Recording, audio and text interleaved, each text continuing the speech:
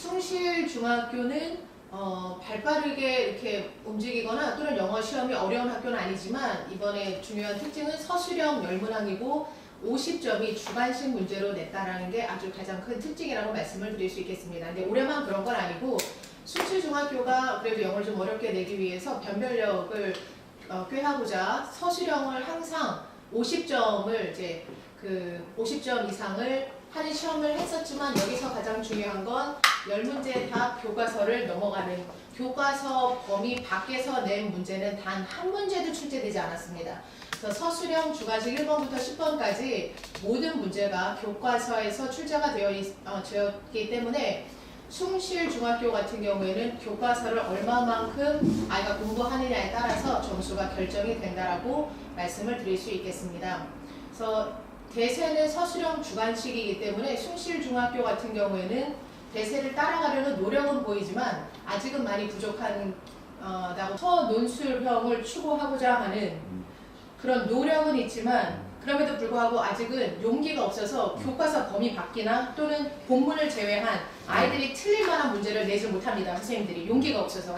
그래서 9번 같은 경우에 영단어 어려운 단어를 제시했지만 전교생한테 수업에 들어갈 때마다 이 단어 나온다라고 설명을 할 정도로 사실은 어려운 문제를 낼 수 있는 영어 선생님이 용기가 없다라고 생각이 되고요. 그렇기 때문에 피터님께서 제시해 주신 영웅이 갖춰야 될 3가지 덕목을 논술하시오, 영어 논술로 쓰시오라는 문제를 숭실중학교는 당분간은 시행을 하기가 어렵지 않을까라는 생각이 듭니다. 그리고 3학년이기 때문에 모든 학교의 3학년은 외고 입시를 위해서 그래도 100점이 나오면 안 되기 때문에 여기서 어떠한 장치를 걸었냐면 보여드리겠습니다. 가정법, 아이들이 가장 어려워하는 가정법 문제에서 가정법 문제를 7문제 정도 낼 정도로 그래도 아이들이 이제 100점이 안 나오게끔 하는 장치를 한 가지는 걸어놨다고 말씀을 드릴 수 있겠습니다. 그러니까 결론만 얘기하면 숭실중학교는 대세를 따르긴 하지만 아직은 용기 있게 그 대세를 따라갈 수 있는 그런 학교는 아닌 거라고 생각이 되고요. 차츰차츰 변할 거라고 생각이 됩니다. 네. 그래서 숭실중학교에서의 영어 좋은 점수를 받기 위해서는 교과서 암기였고요. 거기다가 탄탄한 문법이 필요했다라고 말씀을 드릴 수 있겠습니다. 연서중학교 3학년은 매번 공부를 잘하는 아이도 3학년 같은 경우에는 100점이 없는 학교로 유명한데 그 이유를 좀 설명을 드리자면 특이사항을 보고 말씀을 드리도록 하겠습니다. 4번 보시면 본문을 변형시켰습니다. 아이들이 공부를 잘하는 아이들도 있기 때문에 교과서를 달달달 100% 정확하게 암기했는데도 불구하고 본문을 등장인물을 바꿨고 시제를 바꿨고 표현을 바꿈으로써 본문이 변형되는 것을 보고 내가 외운 교과서 본문이 아니네 하면서 아이들이 거기서 멘붕에 빠지게 되었고 남학생들 같은 경우에는 본인이 본문을 100% 암기했으니까 심지어 본문을 안 보고 문제를 푼 경우도 있었습니다. 그래서 100점이 없었고요. 심지어 점수 가장 높은 반이라 할지라도 점수가 87, 89, 90점을 넘길 수 없었던 이유는 본문 변형에서 왔고요. 이 본문 변형의 시험을 통해서 저는 좀 쾌재를 부른 게 아이들을 벌써 고등학교 데뷔를 시키는구나. 그래서 고등학교 내신에서 변별력을 위해서 반드시 거는 장치가 본문 변형인데 이걸 연서중학교는 발빠르게 중3 때부터 훈련을 시키는구나. 그래서 아이들의 점수는 낮았지만 저는 속으로 박수를 좀 쳤습니다.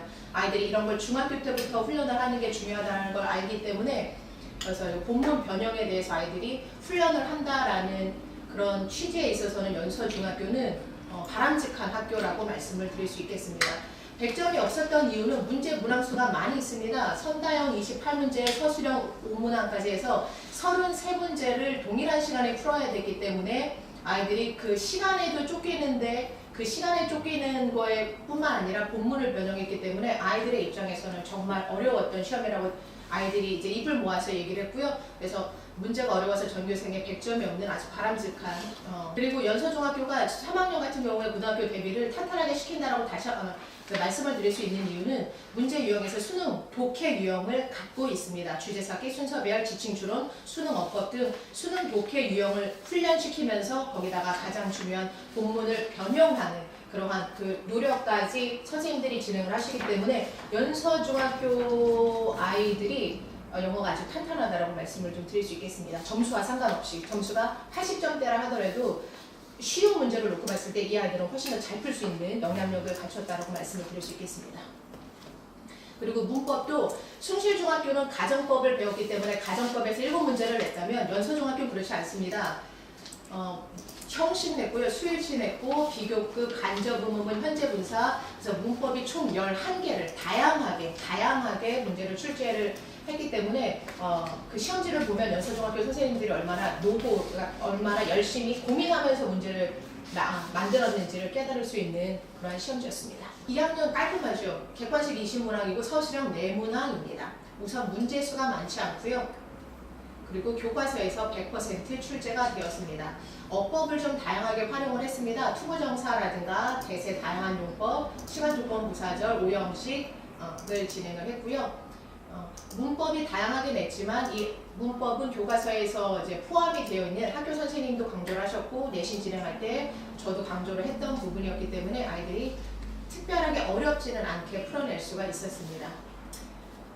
서논수령을 좀 위주로 말씀을 드리자면 덕산중학교도 마찬가지로 서논수령에 대한 그런 연습을 좀 하고 있다라고 말씀을 드릴 수 있겠고요. 제가 서논수령 문제 나올 때 아이들한테 강조했던 게 그림 설명하는 문제가 서논수령 문제는 그림이 나오고 여러분 니들이 그림을 설명하는 문제가 나올 것이다 라고 해서 수업을 좀 진행을 했었습니다. 아니나 다를까 그 덕산뿐만이 아니라 서논수령 문제를 낸 학교들은 반드시 그림을 활용을 했습니다. 뭐 아이가 개한테 먹이를 준다라든가 산책을 한다라든가 그림을 설명하는 거였는데 조금 아쉬운 게 뭐였냐면 저는 수업을 진행할 때 그림만 하나 놓고 아이들이 5문장, 6문장 정도로 그림 자체를 설명하는 거였는데 학교에서는 아직까지는 그렇게 시험을 할 수 없는 이유가 전교생을 배려한 시험 문제였기 때문에 어떤 식으로 그림을 설명했냐면 빈칸을 넣는다라든가 아니면 맥시멈 한 문장을 완성을 하는 거였습니다.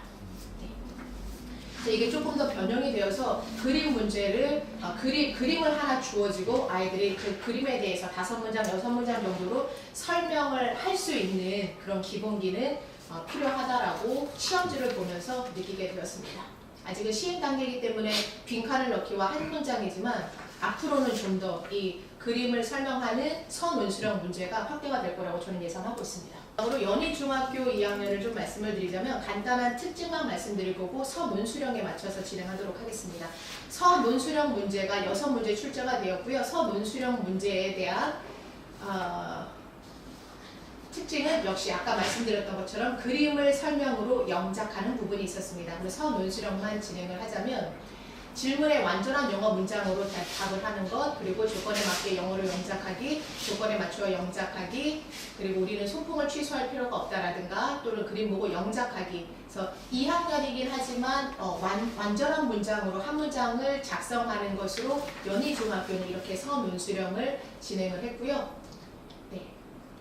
그러나 중요한 것은 여기서도 교과서에서 벗어나지는 않았다라는 거. 그래서 서논수령이라는 취지에 부합은 되지만 아이들을 또 고려해야 되는 상황이 있고 아직은 이게 시행 단계가 아니기 때문에 선생님들도 문제를 내시면서 좀 조심스러워하고 있다라는 게 느껴지는 이번 시험이었습니다.